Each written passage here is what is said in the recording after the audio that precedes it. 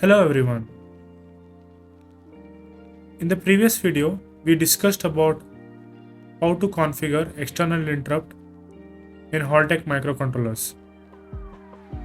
In today's video demonstration, we're going to discuss how to configure EEPROM to read and write in Holtek microcontrollers.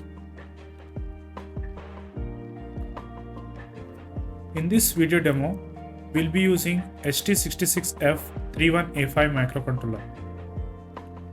Coming to the overview of today's code, the program reads and writes to the EEPROM memory at a specific address.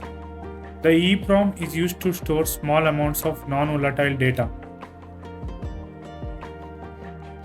First, let us discuss about the global variables used in the program. EEPROM data, a static volatile array allocated at memory location 0x280 that holds the data from EEPROM. Coming to the function declaration, we're going to use two functions, read EEPROM and write EEPROM.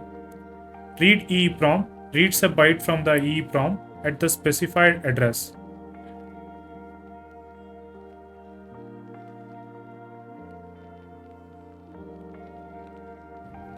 Coming to the function definition of EEPROM write function, this function writes data to the EEPROM.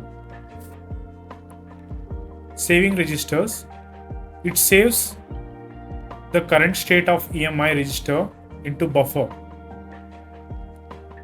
Setting EEPROM address and data, it sets the EEPROM address. The address will be stored in EEAL register and the data will be stored in EED register.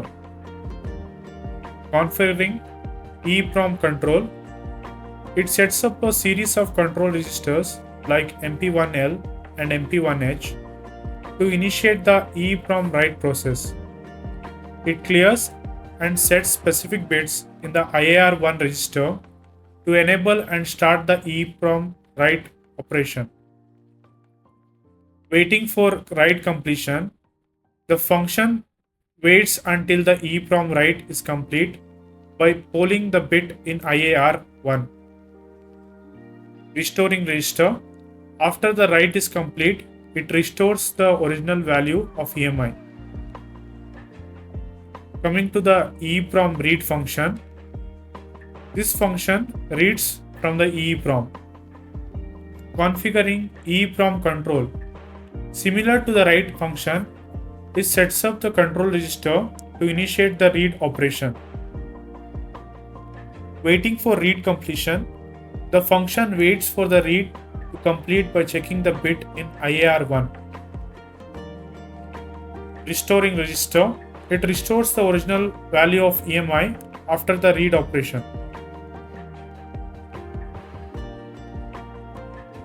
In the main loop, inside the while loop, the program does the following things repeatedly. It sets PB4 to high, which likely changes the state of some IO pin from low to high. It writes the value of PB4, which is now 1, to the EEPROM at address 0x00 using the write operation. Then it reads back the value from EEPROM at address 0x00 and stores it in EEPROM data. Finally, it clears the watchdog timer to prevent the microcontroller from resetting. Key points which have to be noted in the program: EEPROM operation. The function write EEPROM and read EEPROM are low-level functions that use specific registers of ST66F31A5 to control EEPROM read and write operations. Watchdog timer. The call to GCC clear watchdog ensures that the watchdog timer is cleared, which would otherwise reset the microcontroller if it was not cleared periodically. Testing and debugging. The program writes the value of pin PB4 to the EEPROM and reads it back in a loop, likely for testing purposes. In this video demo, we'll be loading the MTP file of the program into the microcontroller using e-WriterPro2 hardware tool with the help of Hope 5000 software.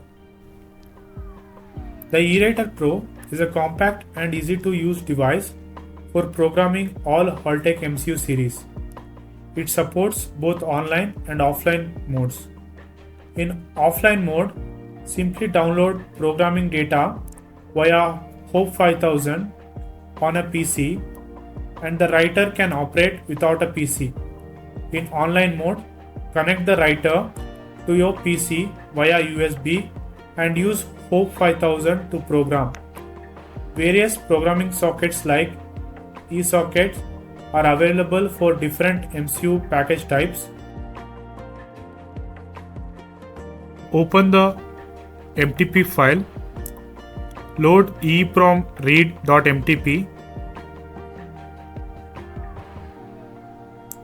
As you can see in the project information, the MCU which we have selected is ST66F31A5, and the programming settings, the programmer which we are using is e-WriterPro2. Now we'll click on the programming option to program into the microcontroller.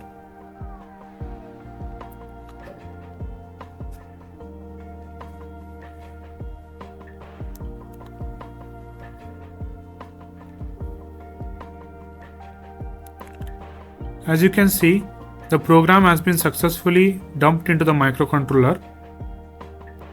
Now we'll verify the code.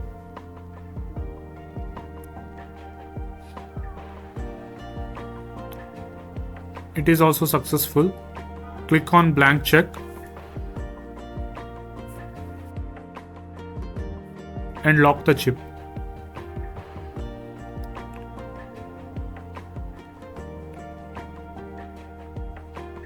If you want to again load the program into the microcontroller, you have to first erase and then click on program.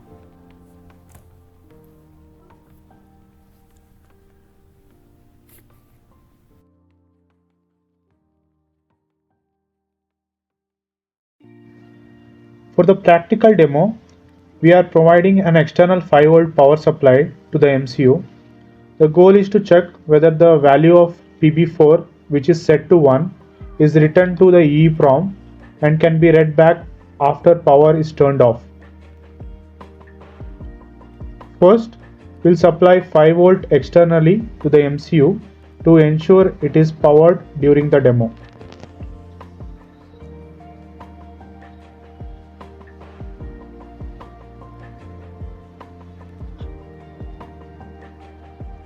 The program writes the value of PB4 is equal to 1 to the EEPROM at address 0x00.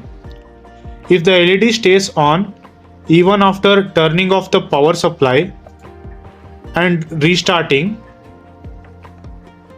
it indicates that the value of 1 was successfully stored in the EEPROM. This is because EEPROM retains its data even after power loss. If the LED does not turn on, it suggests that EEPROM did not retain the value, possibly indicating an issue with the write operation. By checking the LED status after power off, you confirm whether the EEPROM is correctly stored and retaining data across power cycles. Thank you for watching this video. For more such informative videos about how to use Holtek microcontrollers, stay tuned to our channel.